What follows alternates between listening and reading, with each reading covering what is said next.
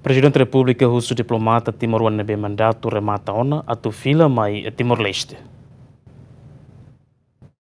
Ligado à declaração Ministro Negócio Estrangeiro na Cooperação Bendito dos Santos Freitas nebe HTT, diplomata Timoroan Sira nebe representa Estado Timor-Leste, bahalo missão e a nação selok, balon mandatu remata ona, mas beto agora lá corre fila, Presidente República José Ramos Horta, husu ba diplomata Sirane, atu fila ona mai Timor-Leste. Tuir Ramos Horta, diplomata nebe mandatu remata ona, tuir lei Sira e obrigação tem que fila, no nelabele retantam vencimento, no diplomata nebe karik moras tem que hatudo provas truma, mas que no nesse festado moça reconhece e a diplomata balon se deu fila, tamba razão Siraniawan escola. Quando vai ir assim o remata mandatu, o todo até né, tu regra, tu lei tem que fila.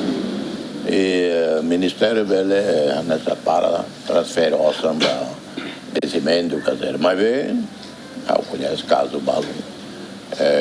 Mané halo tratamento para saúde e tudo provas tratamento de saúde do uni.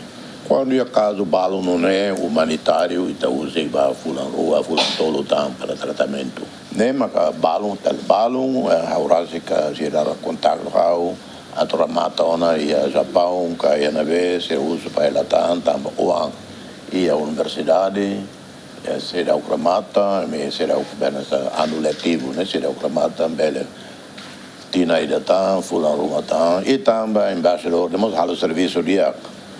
Então, ok, eu concordo, bele ela. Mas bem, a decisão, mas ministro marcou a decisão, né?